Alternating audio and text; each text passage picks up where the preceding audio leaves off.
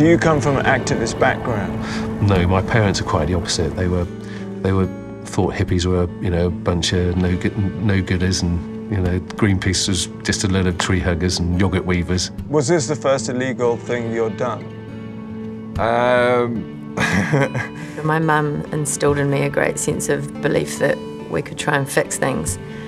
And I think just seeing photos and watching what people were doing made me believe that I could be an activist as well. Throughout history, people have taken direct action, and when they've done it, they've been lambasted and lampooned by people, but subsequently, when you look back, you realise that perhaps they were right to do what they did.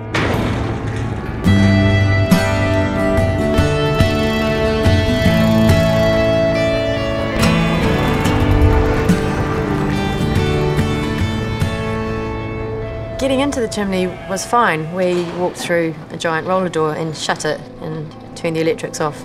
So once we were in, we were pretty much locked in. The one memory I've really got is getting in there, and we'd expected a staircase. It was about the height of Canary Wharf, and we had, you know, 50 kilograms of kit. We had rope, water, paint, all of our supplies. Oh, the paint, to paint on the side of the chimney? Yeah, yeah. So what went through your head when you realised that there wasn't a circular staircase going up? I said a lot of naughty words. When we originally communicated it to the coordinator, he was questioning whether we'd still be able to achieve it. So we said we would, but it's going to take a lot longer. And it did. It took 9 hours. And it was so hot, because at that point they hadn't shut it down, so you still had this CO2 going up at 120 degrees Celsius. The ladder with the back scratcher on went up in about 40, 50 metre intervals. So then you had to haul it all up? Yeah. Which you didn't think you were going to have to do? No. No.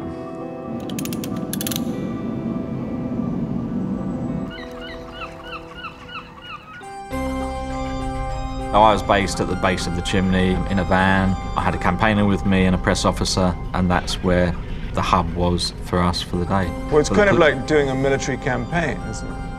Yes, it is, yes.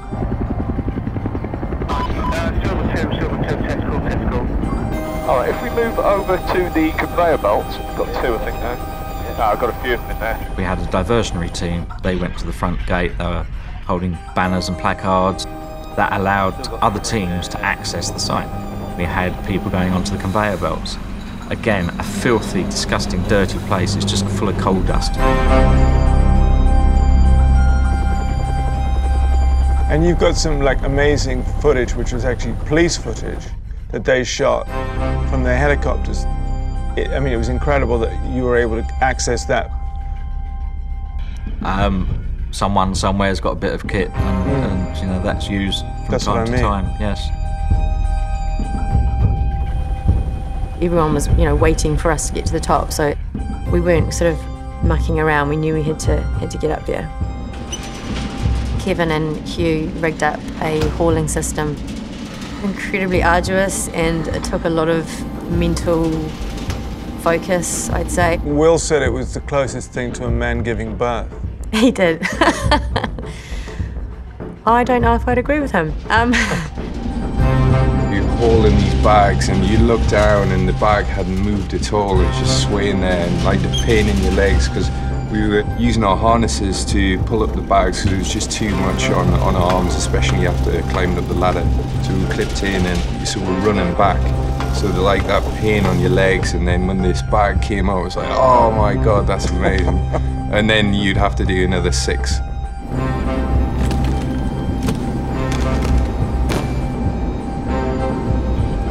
Just going up each kind of level, each step was just knackering, and just thinking, when is this going to end? As we got closer to the top of the chimney, the dust got so much worse, and it's like, you know, carcinogenic, at least 4 inches in some levels. We lost our mask bag on the way up. So when you're running and trying to haul up the bags, you're kicking up all this dust. Yeah. Your face is completely black.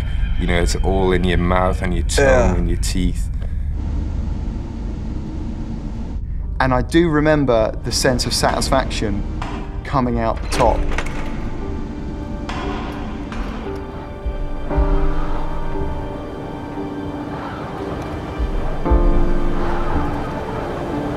was just kind of pure soaring joy, like kind of endorphins exploding in the brain, like a firework of adrenaline. It was just insane.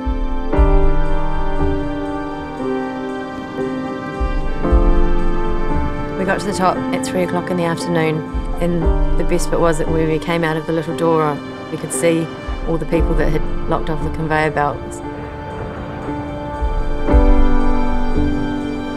So we could, for the first time, wave at each other and know that each other were safe, and that was a really brilliant feeling. We've got a few people on the chimney playing hide and seek with us as we go round. I can see 2 at the moment, but we'll get the camera on him as we come round. Go up. There you go. Oh, get out of focus. Stocky build, yellow hat, unshaven, obviously on a mobile phone to somebody. Because my parents live near there, I gave them a ring and said, you might see on the news that I'm on the top of this power station. So, you know, they picked up and said, we know, we've seen it. Good afternoon. Environmental campaigners have broken into a Kent power station and are threatening to shut it down. I was like, sorry. Is this the first they'd heard about it? Yeah. They say they're determined to prevent a new coal-fired power station being built. It will be the first to be built in the country for 20 years. Get another one to come out, so he's got a white climbing helmet. He's taking photographs of the other one with us in the background, isn't he? Yeah. I just saw some flashes. And then I got up and did the interviews with the media and tried to justify it to the public when we were up there. And of course, this kind of thing is always a bit controversial. You get lots of public ringing into the talk radio stations saying that we're nutters. I believe we can now talk live to Ben Stewart, who is one of the protesters who is still up there. Ben, we can see you up there at the moment, but people across our region watching this, they're angry that you're trying to make this sort of protest, which actually won't get you anywhere, will it? Look, the fact is that non-violent direct action throughout the decades has actually got results. Unfortunately, we have a situation in Britain where our government simply isn't listening to reason. I'm standing right now on top of a chimney that belches out 20,000 tonnes of CO2 every day. Now, that's a shame on our nation, but what's the real shame is that Gordon Brown wants to build a new one of those carbon dinosaurs, and that's why we're up here. We're trying to stop that happening.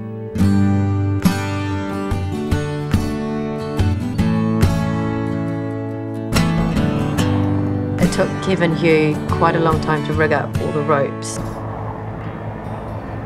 We were mixing the paint and getting our kits ready for Kevin and I to go over.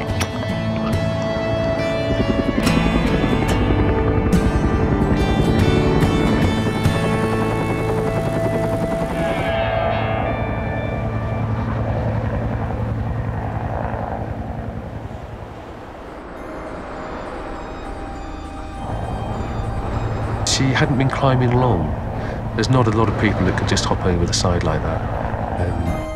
I've got bigger respect for her. How big is that chimney? It's either 209 or 220 metres.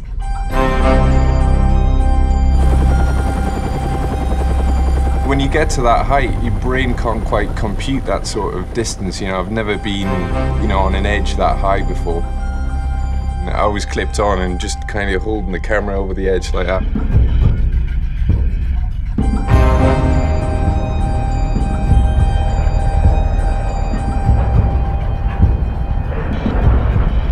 Through the day, there was a lot of comments on the website, on the blog. Obviously, a lot of people weren't exactly behind what we were doing. I wired the pictures from the top of the chimney, and then they got back to the picture desk. And then the moment the picture of Emily going over the side went up, it completely changed people's attitudes. I felt slightly nervous and afraid, but I also felt like this is something that I'd been wanting to do for a very long time. So I felt quite honoured.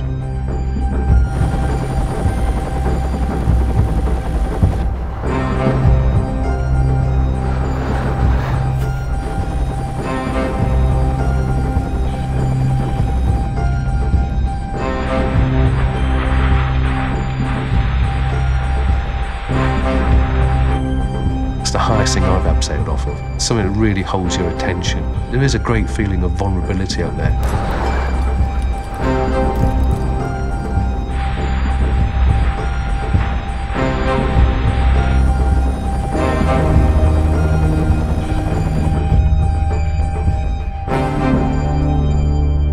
once I went over the side, it was not very nice at all. It was starting to get dark and felt a bit lonely and exposed.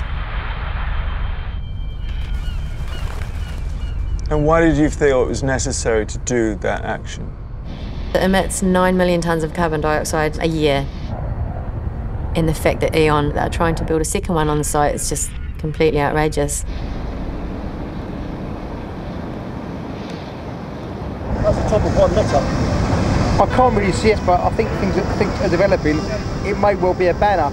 How did you work out how to paint the letters? Because they're very symmetrically organised. Well, I've done some letter painting before on structures. We can go back to Richard Smith, who's there live. Richard, what's the latest there? We believe that the letter G has now appeared on the side of the power station, written in a large letter in white paint. What did you sort of say to each other? I swore a lot, and Kev whistled and told me that everything was fine. I'm a little dyslexic, so my biggest fear wasn't forming letters. I knew I'd be okay with that.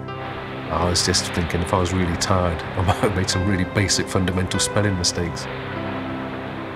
I was in a lot of pain physically and emotionally and mentally. It was quite distressing.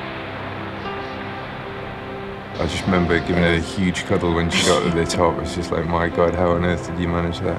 Didn't you have a great meal up there? Yeah, it was fantastic. I think definitely up there in the top 3 best meals that I've ever had in my life. I mean, it was just pasta and salad, but it was just absolutely amazing. It was amazing. It was. And I think that's one of the things that enabled me to get back to the top. I just kept repeating to myself, pasta, pasta. And I was going to Paris the next weekend, so I kept saying my mantra was pasta, Paris, pasta, Paris, pasta, Paris. When are you coming down briefly? Are you staying the night up there? We've got supplies and someone's brewing a cup of tea at the moment, so I think we're probably going to stay the night. And I think I was just having really mundane, normal dreams. I think I was dreaming about, you know, just eating a cheese sandwich or something like that. And then, you know, woke up and looked down and was like, oh my God, I'm up a chimney, yeah. Cheese sandwiches.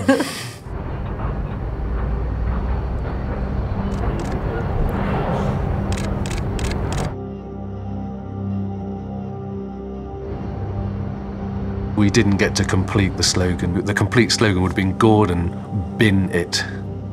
When we finished the ad on Gordon, we were informed that there'd been a High Court injunction had been served on us and we had to cease our activities. I've got a huge respect for the police, and when we came down, they were incredibly friendly and really nice and looked after us. I think the key thing about direct action from our point of view is that it's always peaceful, it's always non-violent, and you never run away. When the police come and they arrest us, we always stand our ground and we always defend our actions, and we defend our actions in a court of law, sometimes in front of a jury.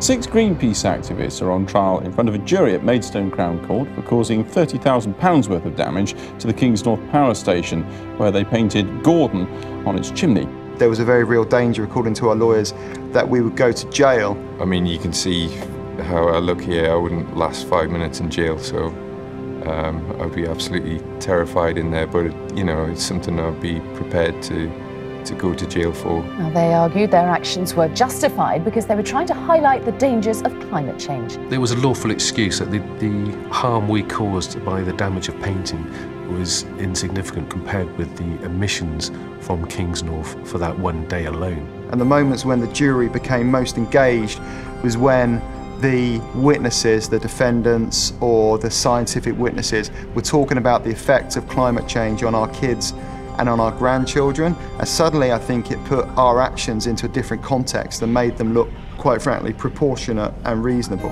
Today they called one of the world's leading climate change scientists to give evidence. Professor Jim Hansen in the middle here is the top NASA scientist who famously alerted the US Congress to climate change in 1988. World leaders are beginning to realize and publicly state that there is a real climate problem and we need to solve it, and yet the actions are inconsistent with that. Critics of the protesters said at the time was that they should have waited, like everyone else, for their opportunity to vote in the subsequent general election. The trouble with that is that this decision, which was going to be taken before the general election, would have bound us into a particular path for decades, and therefore we couldn't wait, or they couldn't wait, until the general election to really make a difference. We were all very nervous and we'd put a lot of our time and energy, and there were a lot of people involved in that trial, and we all knew that a win would be an amazing thing. What's been on trial here has not been the actions of 6 Greenpeace activists, but the government's climate change and energy policy.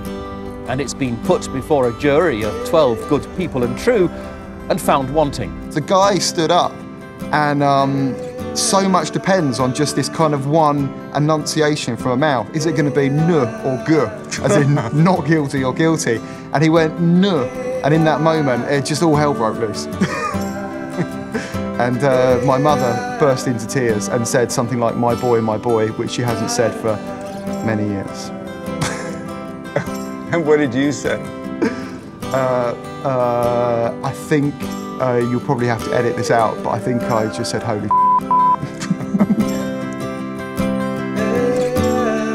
This verdict, we think, marks a tipping point for the climate change movement, when 12 normal people say that it is legitimate for a direct action group to shut down a coal-fired power station because of the harm that it does to the planet.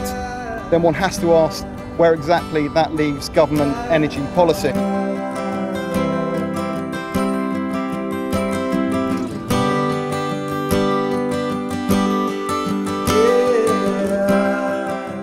The Greenpeace acquittal and subsequent risk of future protest is bad news for any of the power firms seeking to build new coal-fired plants. I think I remember the feeling more than the actual event, if that makes any sense. Yeah. What we did that day was shut down a giant power station, which was a pretty big deal. But lots of people doing little things makes just as much difference.